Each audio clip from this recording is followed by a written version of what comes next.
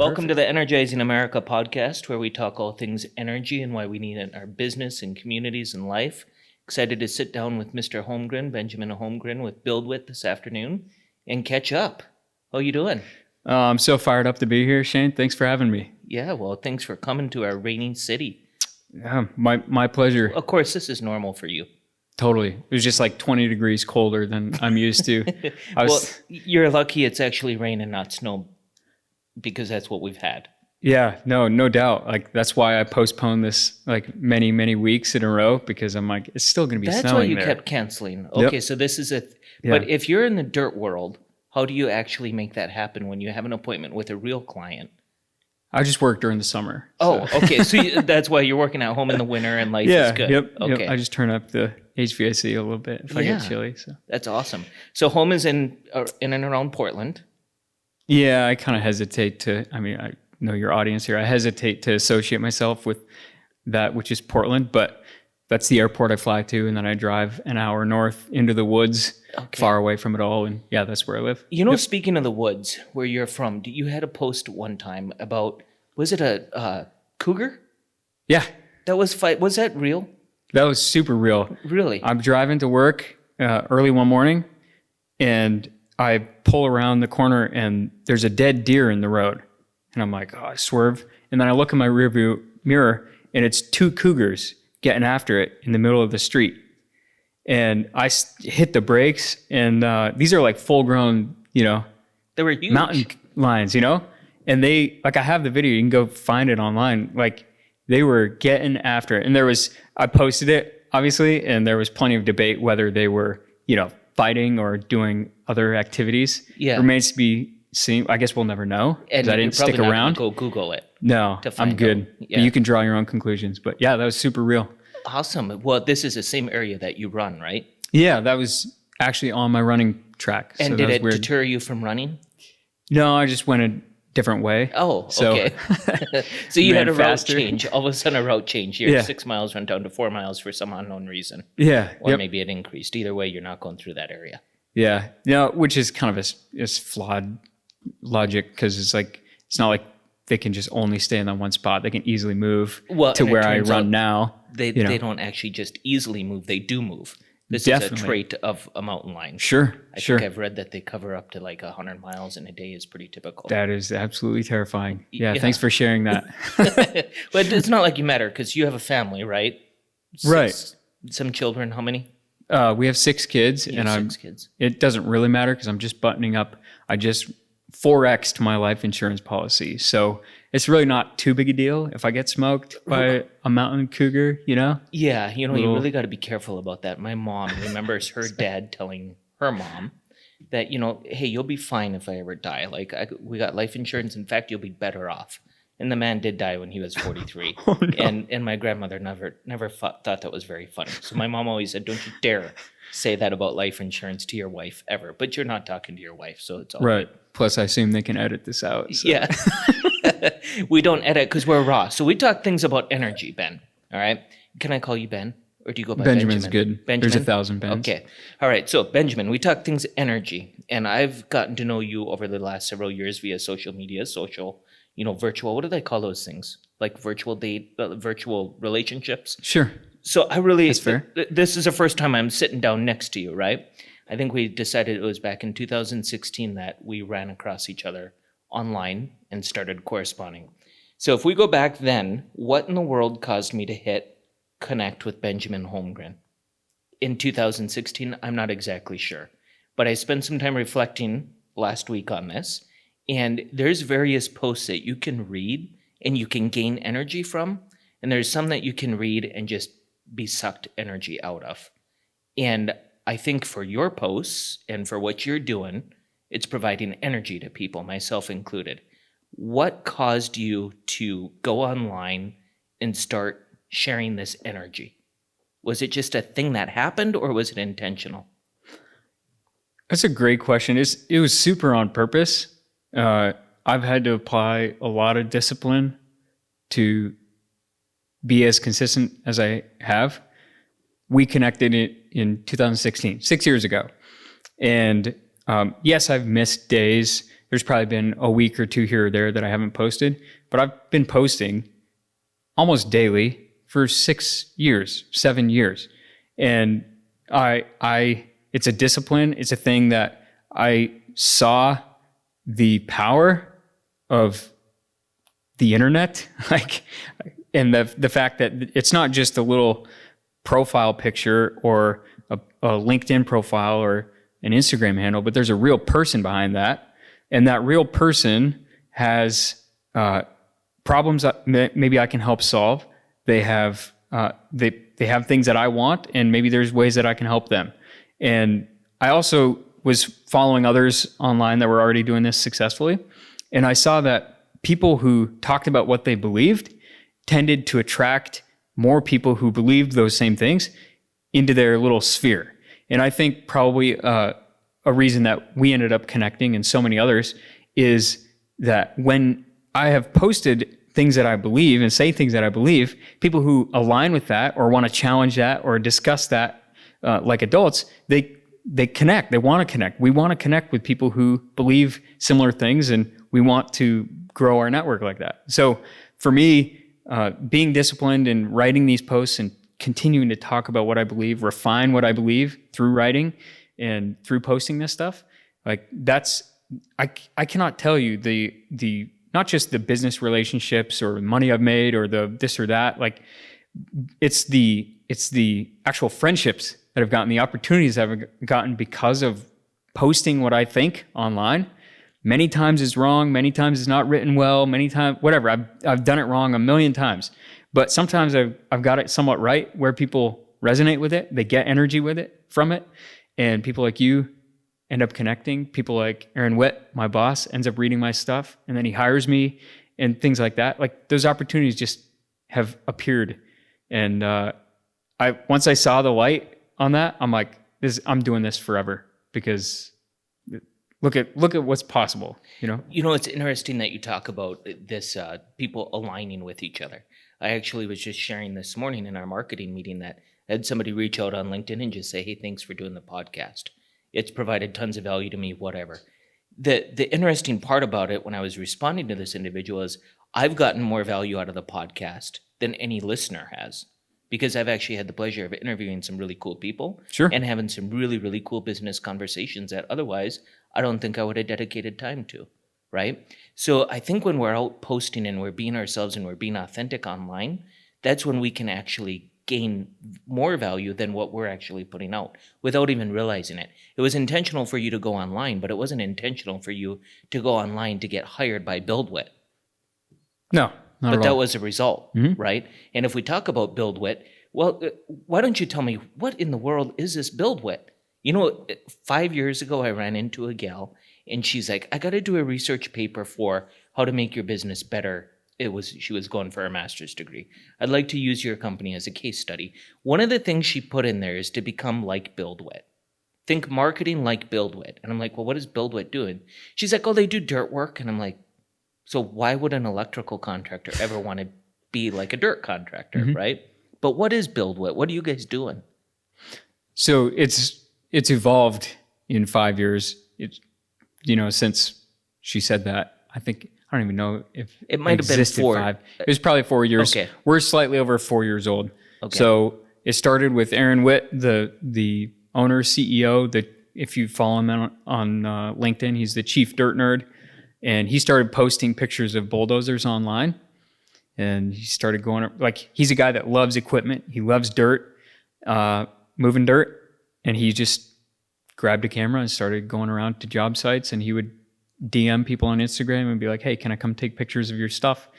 And go out and snap photos of their job site and post it online. And one thing led to another, and he accidentally kind of created this marketing agency that focuses on dirt. So the intention was, he started by just being like, hey, maybe I can make enough money at this to pay my bills, and I get to do what I want to do, take pictures of equipment. It's awesome. But then companies kept asking, hey, can you help us get the name out and get our name out? Can you help us build a website? Can you help us, can you shoot video? All these new things. And he's like, I don't have these capabilities, but I can hire people. And he started to. And so up until I'll fast forward. That was the first 3 years up until just over a year ago when he reached out to me. We were solely marketing. They were solely a marketing company for dirt contractors. So heavy civil, it's dirt work, mining, utilities, demolition. So we kind of call it the dirt world. So they were doing marketing services for those folks. And then about a year ago, one of their customers ended up, BuildWit was looking at raising some money, and they talked to one of their customers about, hey, do you have some advice for us? And he was like, no, I don't have any advice, but if you want the investment, I got the investment for you. I'll give it to you. So that kind of allowed us, they were bootstrapped until then. A couple days after that conversation happened, I got the call. I came on, and several others, many others. We were about 30 people last year at this time. And then we took on this investment in a couple different rounds over the last year. Now we're at 80 people, and we're gunning. The big transition, the big thing to know is when we took on that investment, they realized they were smart enough, like we can't scale a marketing company at the rate that we need to scale it. So I should have started with this, but BuildWit's mission is to make the dirt world a better place. And that seems kind of fuzzy and whatever, but the more we've gotten into it, the more we realized that if we want to make the dirt world a better place, we need to start with the biggest problems in the industry. Do you have any guesses what the biggest problem in the industry is? I'm just going to throw it out as labor. It's just a wild guess. Ding, ding, ding, ding. Yeah. You got it. Exactly. It's abysmal. And you guys, I've listened to your podcast. You talk about all the same things. Yep. It's across the blue collar world, but the workforce development issues are crippling this industry already, and it's just getting worse. And so when we think about making the dirt world a better place, it's about how do we solve workforce issues. Part of that is marketing. Part of that is attracting more people into the industry, but also how do we get people trained up? How do we get people equipped?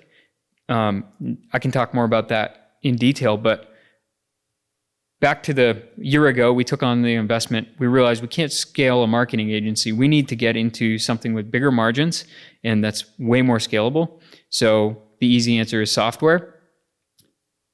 Fast forward to today. I don't know when this is going live, but we're a week from launching our official first legit software product, and it's called Buildwit Training.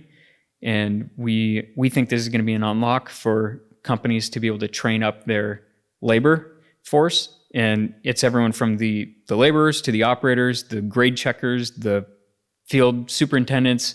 Teach people how to do their job and do it well in short little segments right on their phone. That's awesome. So I've caught that online about the training platform you guys are getting ready to deploy, and have been following BuildWit, and it's awesome for several reasons. But I want to go back to one thing you said. Aaron, as a chief dirt nerd, decided to start going and taking pictures, right? Here's the thing that really resonated with me with his pictures. I like equipment too, but my favorite thing is people. And I have yet to see a picture without people. I'm sure they exist. Maybe I just scroll by them really quickly. I don't know. But the thing that I really value or appreciate that BuildWit is doing is it's highlighting that there is a future in dirt. There is a career that you can be proud of when you're behind that backhoe, right? There's a career that you can be proud of. You can go home and tell your kindergartner that, yeah, I operated the shovel up at the mine. And your kindergartner can look at you with big eyes and think that's a future. And then for the next 12 years that he's in school, he can think, that's what I want to do. You know how many people don't get that opportunity today because of education system, society, whatever it is, whatever happened. We kind of turned our back on that, on blue-collar workers. And it doesn't matter if we're talking electricians or dirt nerds, right? Totally. It's one and the same that we forgot that these people are playing a critical role in our society. To the point that yesterday I went and did a tour of, I don't know, when you came into the Twin Ports, you may have seen that we're a fairly industrial place, right? We're right on the harbor of Lake Superior. There's a lot of goods that move through here, one of which is cement. And it turns out, I think somewhere north of 25% of our cement in America is actually imported, and a lot of it comes from Ireland, right? One of the biggest things that we need is limestone in order to make cement. We don't have tons of limestone. Although I just saw a video from BuildWit about limestone down in Florida. Regardless, I'm touring this place, and the guy that's given me the tour is retiring on June 1st. He's worked there for 40 years, right? And here's what I love, Benjamin. He doesn't look like he's worked. He don't even look like he's 40, right? And he's worked there 40 years. So do the math. You know his age. But when we're walking and he's talking about the shiploader project that we're going to be doing, he's like, yeah, just so you know, like right where we're standing right now, that's where the main bank of wires runs. He's talking about underground, right? This dude was there when they built the facility, got hired, and has never left. Those kind of hard blue collar working type of people, to go replace them, it took 2 years to find somebody. You know where they found him? On a farm in Wisconsin. That's who's taking his job, right?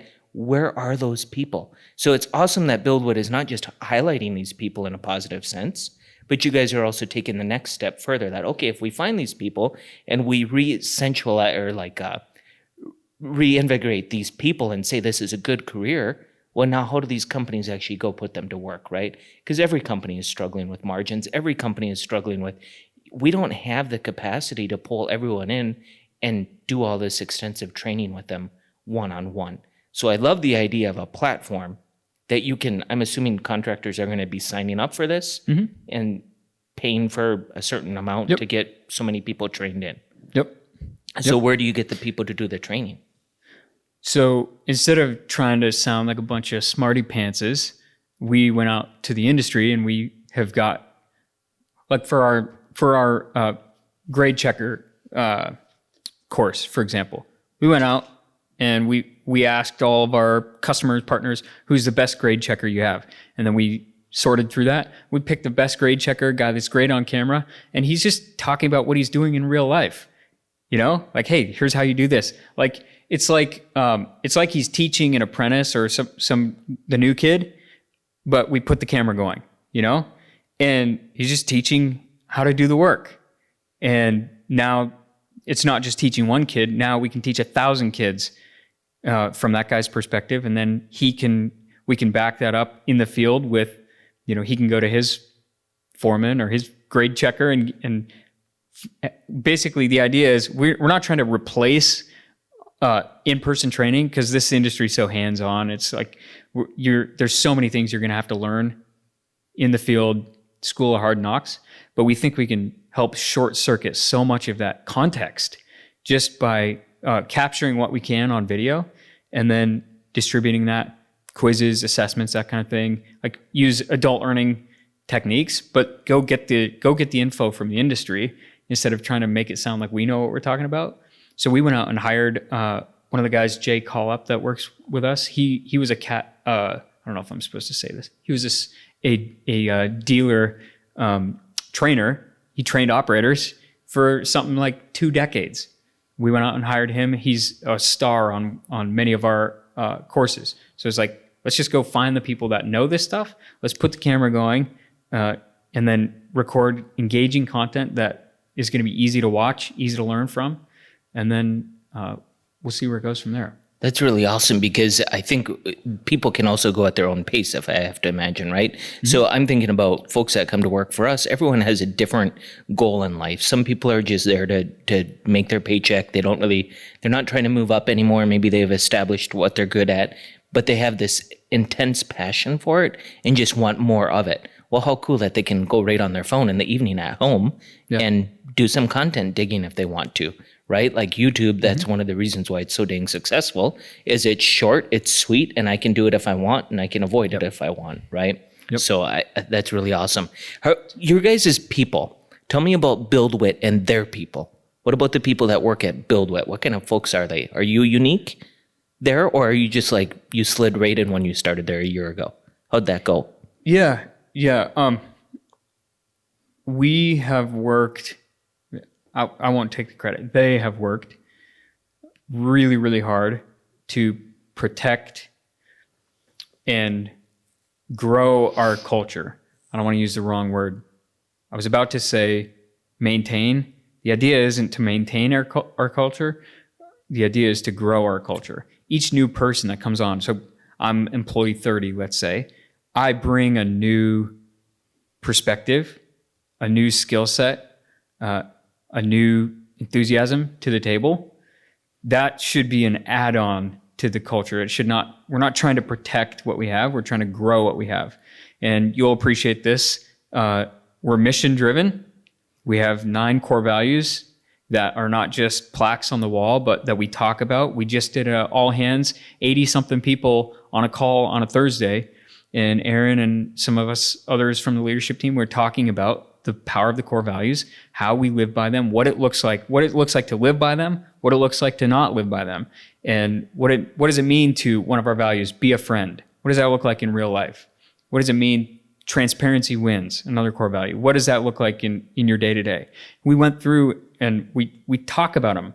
We live by them. We have a core values award that goes out every month, and we all can nominate each other for living by core values. And that's something that's celebrated.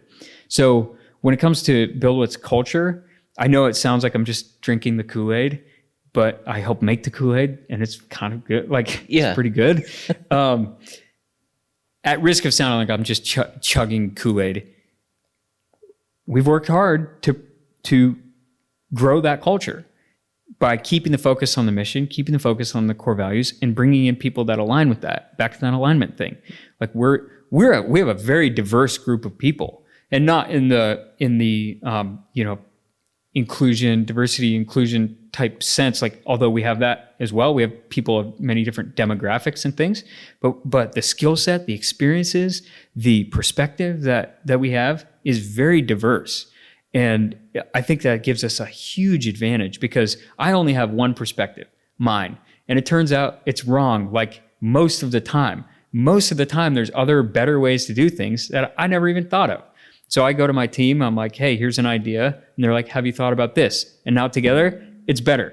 So that's what we're trying to grow, is that culture where it's driven by trust, but everyone's on the same mission. We live by the same values, but we can be different. We can all be unique, and we can feel free enough to bring those ideas and speak up and get the best out of people. We want people to bring their best to work. And you cannot do that if you're worried about maintaining your specific culture that you believe is the right way. 100%. So I've done a lot of podcasts, not a lot, maybe 30 of them or so, but I've talked to a lot with other business owners and people about the word culture. And today is the very first time I've ever heard somebody say you should grow your culture.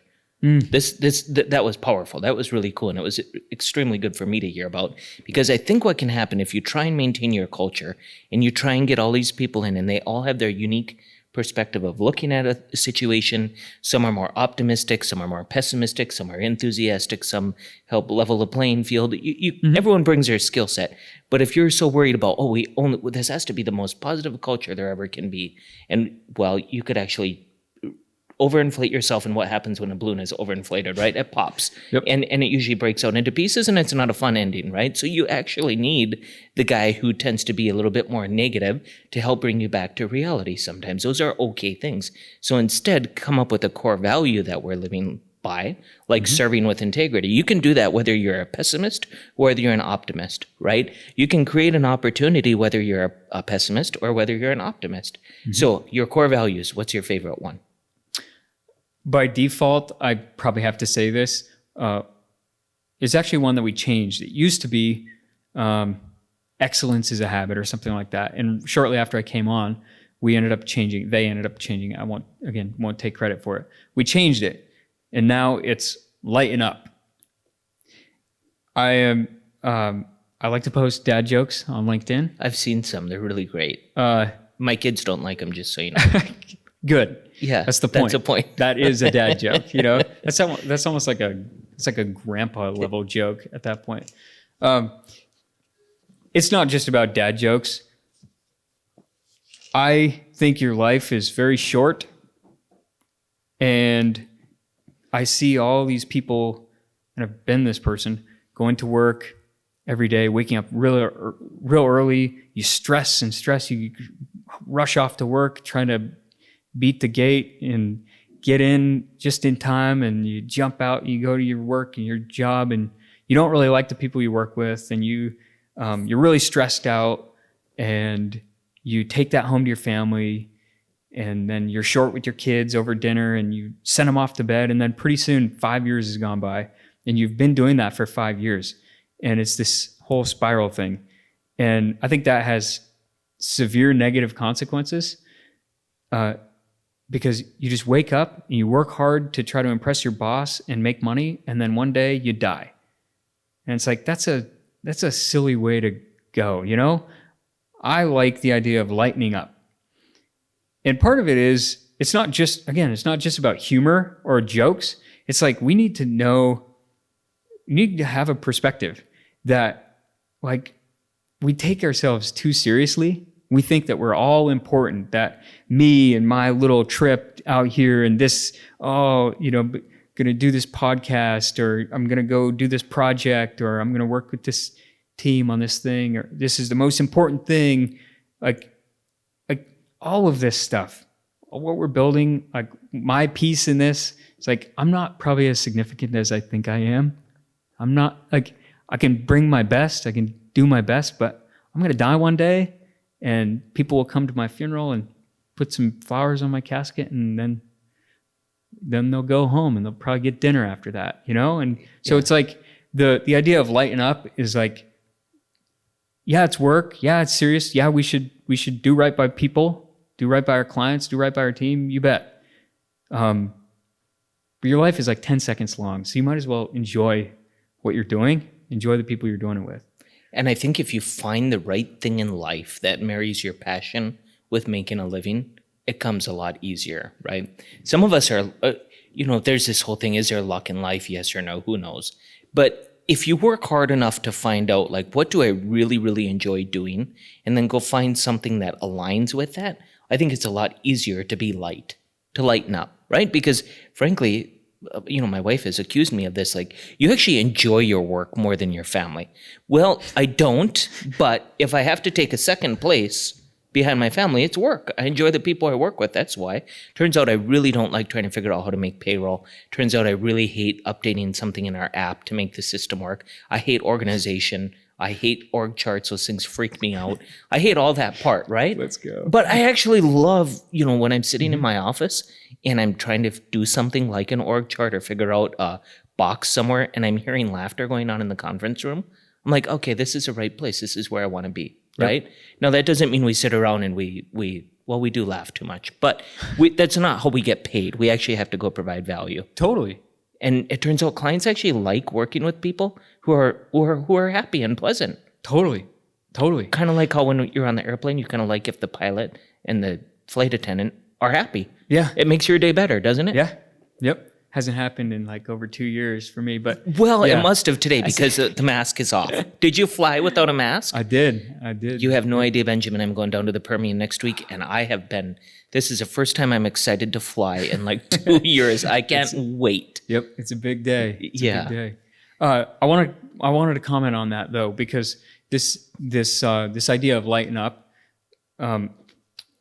I would just say, so I came up in landscaping. That was one of my first gigs. I spent 3-4 years landscaping in the Pacific Northwest, and it rains 11-ish months a year there.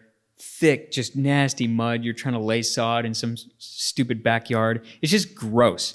And you work 12 hours a day, and you get your excavator stuck again.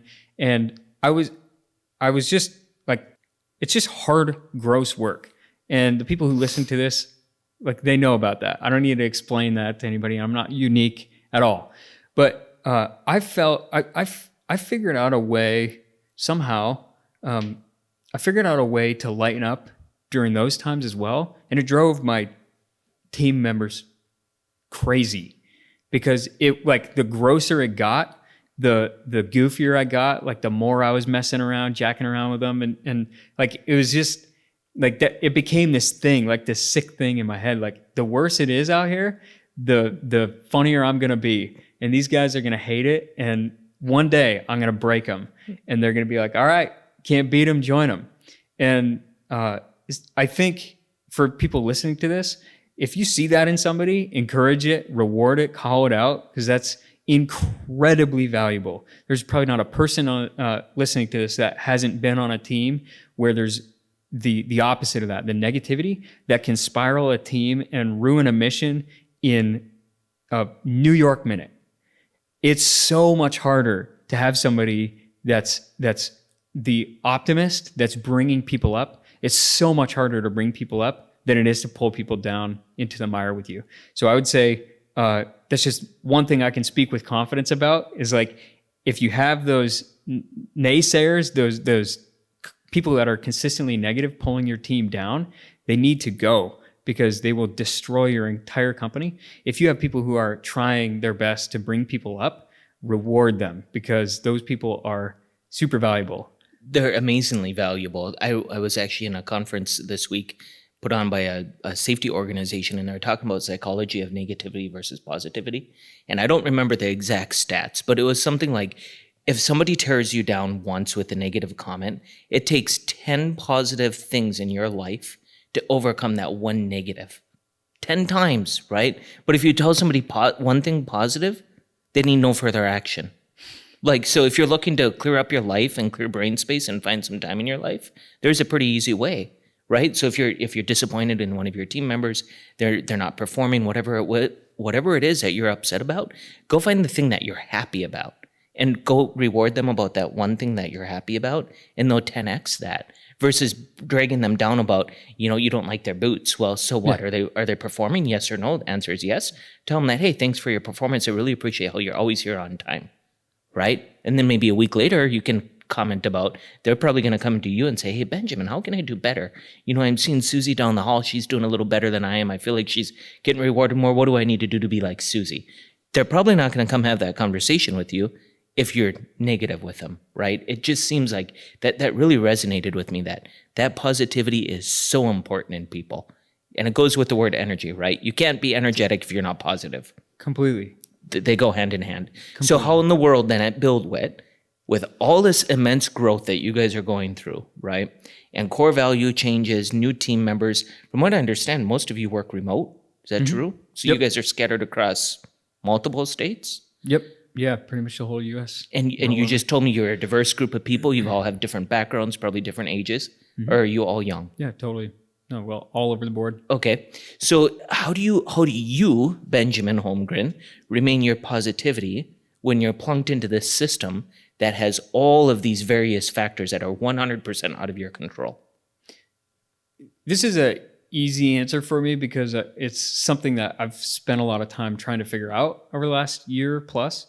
So I'm on the leadership team. I have, I suppose, some level of responsibility to grow the culture. The answer to your question is by taking initiative. Especially with a remote company, I've just seen how the success or failure of the team is like based on how much people take initiative. And what I mean is, talk to people, go see people, show up at the office every couple of weeks or every month or two, get on calls. We have a weekly, totally optional, but a weekly all hands call you can jump on, and it's like a get to know you. I try to make that every week. I try to jump on calls and make a personal connection, build rapport with people. Like those, if it's somebody's birthday, send them a Slack note. If I can send someone a gift card, that's cool. Like those little things to help grow the culture. It's relationships. You know this. Like it's building actual real relationships is the magic bullet. It is, but I think there's no but there. It absolutely is building relationships, like when you get plunked into a BuildWit and you're across the country, because then when you do connect with each other 6 months down the road, there's no awkwardness, right? Mm-hmm. You've been through enough together that the connection is just made. Behind that relationship, I'm becoming more and more convinced that it boils down to it's not about you, right? It's not about Benjamin. It's about BuildWit, or it's about Susie or Jill or whoever it is. They actually need your empathy, because when people are looking to their leaders, they're not just looking to you for if they should show up today. They're actually looking to you for a lot, even how to live their life sometimes, right? That's right. We associate with each other at work. We're in the trenches together. And the leaders around us are the kind of people that we're oftentimes confident with. Like we'll go in their office and we'll say, dude, I just had a guy this morning saying, I got a skid steer and I love the skid steer. I can't imagine getting rid of it, but I'm just wondering, like, could I start my own little side gig and use my skid steer to do things? And I'm like, well, yeah, I don't care because and I think you should, because I'd hate for you to get rid of a skid steer, especially the day I'm doing a podcast with a dirt nerd. Like, that's not going to work, right? You should sell it to me. Yeah. Well, I can't afford one of those things. I went online to build one day to help with snow removal, and I got to like $75,000. So I started over. I decided the four-wheeler is going to work. So we're back to that. But I just think that's so important that we not make relationships about me, and instead it's about the person I'm dealing with. I just screwed that up royally. That exact point you just made, I screwed that up royally not 2 weeks ago. We don't talk about screw ups on this podcast. Okay, well, I guess I'm just kidding. We're done here then. I love it. That's all Tell I me got. about it. Okay, so I'm on the leadership team. I keep saying that like it's some big thing, and then I have my team. So we have 5 of us on the customer success team. So for background, our job is to make sure that our contractor customers that buy our training software, that they're good to go. They know how to use it. They're trained up. Client relationships, treat people well. Our little department's mission is to knock our customer socks off. How do we go build raving fans? So I have that team, and then I have my peers on the leadership team, and then our executive team that I report to. And so all of my immediate subordinates, they're all brand new. They're all 3 months or less with Buildwit. And I'm really trying to get feedback from them. Like, how are we doing? How are you guys feeling? How can I, how can I be a better leader? So I go to in our leadership team meeting, I bring it up. I'm like, I'm really trying to get feedback from my team. How do I get feedback from my team? How do I get them to tell me the truth? I'm trying to tell them the truth, give them good radical candor. How do I get them to give that back to me? How do I get them to help me be a better leader? And I got called out on the carpet. That's the wrong question, homie. The question isn't, how do I be a better leader? The question is, how do I support my team more? How do I elevate my team? Because to your point, Shane, it's not about me. Nobody really cares about me. That's just me. That's me being selfish. Who cares if I'm a good leader? It's about the mission. It's about the team. How do I elevate the people that work with me? If I can do that, by definition, I'm a better leader. Right. But where's my focus? Where's my obsession? I want to look cool in front of my boss. Your team's crushing it. No, forget that noise. Like, how do I help level them up? How can I support them? How can I knock down walls for them? Because it turns out you will find your job is even more satisfactory when your boss calls you and he's like, hey, Benjamin, that Jill on your team, she has been killing it. 100%. That's when life is really cool, Yep. right? When you get to be a cog in a wheel and you get to ride the coattails of someone else's success, Yep. right? And through that, they also end up challenging you to even be better, right? So like you have this drive, like, oh, Jill is killing it. Like, Jill, she keeps getting her projects done on time. I better get at least one of mine done this week, right? On time. Those kind of people, they can actually be a little bit stressful to work with when they're that good, because you're constantly pushing yourself then. Mm-hmm. And it's not for honor or anything, but you just want to, your team's working that hard. You want to work that hard right along with them. Totally. So is BuildWit, we've had this situation at work where we're trying to make sure our leaders coming up are Wescom leaders. And by that, I'm not trying to say like, I want them to duplicate me, but I want to make sure there's certain things for me that are a no-go. And one of them is that you will always be a servant style leader if you're associated with anything I got going on in life. I don't got time for like egotism and, like having people serve you. You should always be serving people. So we've been talking a lot about, man, how do we train our people? And then so you guys obviously at BuildWit are doing this huge training thing. Is this going to be a dirt nerd thing only? Like only dirt contractors? Is it specific to how to operate equipment and how to do excavation? Or are you guys actually going to talk about some business philosophy or some business lessons in there as well? Where's it headed? Yeah, that's the dirty little secret, and Oh. I'm gonna blow it open on this podcast right here, Like right now, right here? right now. Wait, before you do I get royalties if it works out? Call me. Okay, We'll work all something right. out. Okay. Send you a pack of Laffy Taffies or Yeah, something. with good jokes in them. Lighten up, Shane. Yeah. Here's the dirty little secret, and this is the part I didn't fill in earlier.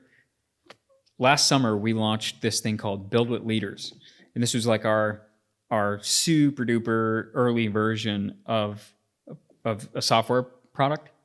And what BuildWit Leaders was leadership content for the dirt world.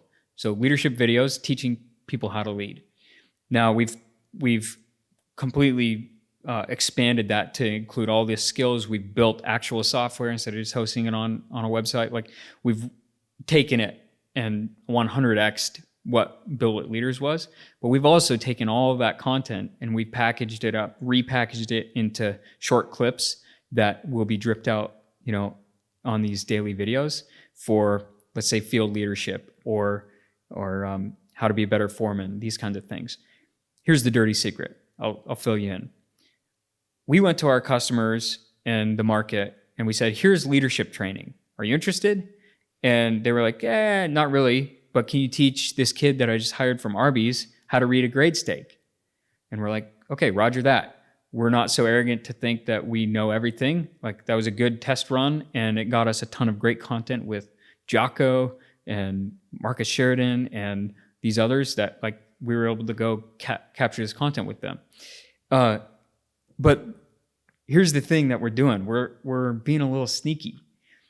We went and we've recorded all this skills training, but the leadership training ain't going anywhere, because the dirty little secret is that if you can grow your leaders, if you can teach people how to lead people, if you can teach people how to manage things better, how to manage themselves, how to push themselves, how to set goals, all of these things that might be labeled as personal development or might not get somebody's sign off. If we can teach skills and leadership, now we got a shot at actually making the dirt world a better place. Because it boils down to, I don't care how many kids you teach to read a grade steak, if people don't know how to lead, we are not going to improve this industry. We're not going to improve the problems that the blue collar world itself has with workforce development. The problem is not that there's not enough people, it's that there's so many bad leaders. Like, there's bad bosses. We need better leaders. If there was better leadership, then there would be more people that would come. It's the saying, like, people don't quit bad jobs, they quit bad bosses. Of course, I know we need to attract more people into the industry, like by the score of millions. Right. We need the humans, but those humans need great leaders to work with. And so the dirty secret is, yeah, we're going to teach skills, happy to. What we really want to teach is leadership. So you're kind of like doing something really not allowed. You're combining skills with qualities. Can you imagine? Yeah. Yeah. So I think that's what's so fascinating about BuildWit is it starts with a guy taking pictures of equipment along with, like, highlighting people behind the equipment. And all of a sudden folks are like, oh, wait a second. A robot can't operate a dozer. It actually needs a person, right? And I've always felt there's a particular excavator in town here in the Twin Ports that I used to work for a contractor. I got to know him well. He was our neighbor growing up. He's a great guy, right? But he totally forgot to train anyone underneath him on leadership. So now he's got a kid running the business who's a great skid steer operator, but I can't hardly stand to call him to have him do a job because there's no leadership behind it. There's no management of the business behind it, right? And so I think that's great that you guys are taking those two and combining them. How is the market reacting to that? Are they happy? Are they agreeing when you go visit with your excavation contractors? People are fired up about this. And this is probably too soon to talk about this because we haven't officially launched it yet. We're selling an idea. The product is real. It's about to launch in a week from now or whenever this comes out. But what I just told you, at least the right companies, the companies we're talking to, they get it. They get the joke. They understand that, yes, we do need skills training, and that's super important because kids can get killed on job sites very easily. Kids can cost companies a lot of money on job sites by screwing stuff up. So we need to teach them how to do their job. We need to give kids confidence and context, and we need to give them a career path and show them, hey, if you learn all this stuff in labor, then you have a shot at being an operator, and you have a shot at being a foreman, and these kinds of things. But I think that's the elixir, and what we're hearing from our customers is, yes, we want the skills. We want to teach our people skills. But we also want to teach them mindsets for winning and how to lead people. Because what I just described to you, and again, it's not every company, but it's the right companies.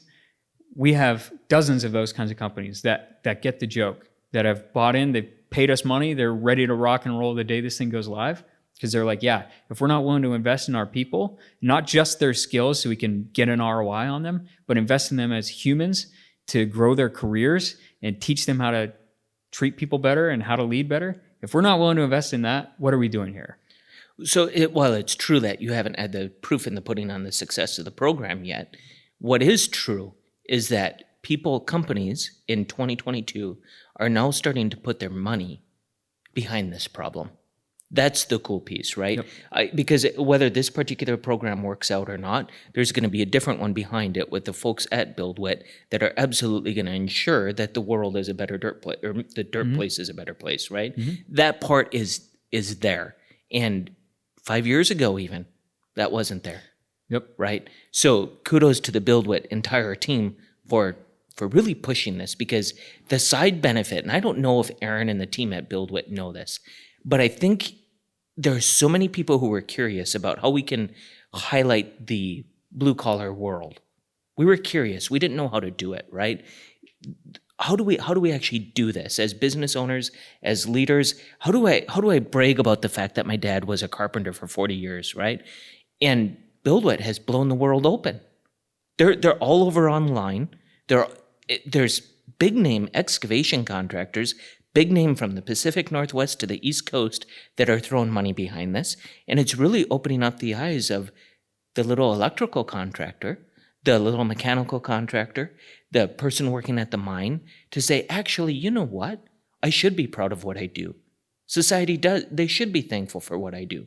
Just like we should for the doctor, and just like we should for the engineer. There's no difference. Each one has their place, and they're both providing tons of value to the world. Yeah. So I hope if there's anything you can take back to BuildWit, it's a sincere thank you for not just what you guys are doing in the dirt world to make the world a better dirt place, but it's actually for highlighting the blue collar.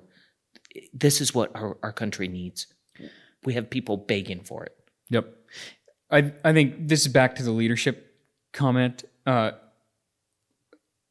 BuildWit has, and I've been probably the biggest proponent of chugging the Kool-Aid. I mentioned that earlier.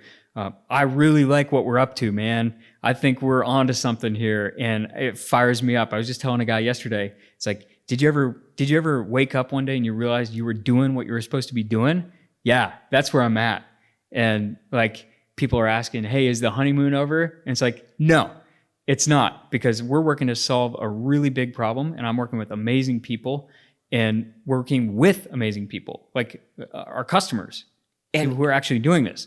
But the thing is, Shane, this is not, just like leadership is not about me, this is not about BuildWit. I almost wish we could just wipe BuildWit out of the picture and focus on where the spotlight actually is shining, which is on the blue collar world. Call it the dirt world, call it electrical contractors, call it home builders, whatever it is. We need to, it's not about trying to make it look cool. Okay, this is the thing. We're not trying to make the dirt world look cool. It already is cool. We're just trying to show people it. Like, kids need to know about this. Kids in high school need to know. Kids in preschool need to know, like, hey, this is not only a career that you can come and create an amazing career here. You can also make great money. These are jobs that are in demand now and will be in demand far into the future. And you can work with amazing people and solve real problems to build the critical infrastructure that we need to live our lives. You think like you're sitting in some fancy little Silicon Valley high rise is trick? You should check out infrastructure. You should check out the dirt world. You should check out blue collar. and then get back to me. Well, and I think what's fascinating about it is that it never ends, right? I love careers that never end and missions that never end. Infinite game. There you go. You have it at BuildWit. So regardless of where the credit is due, I think that it's highlighting something, and that is the people. And I think we got to do another podcast about, I need to know who are the people in the dirt world. I think we need to know that. And our audience is desperate to know that. Why do they even matter in a more detailed fashion? Because they matter, and they matter greatly to this country. So thanks for coming on, Ben. Benjamin, this was awesome. Thanks for having me, Shane. Really, really appreciate it. We're going to talk again. Thanks.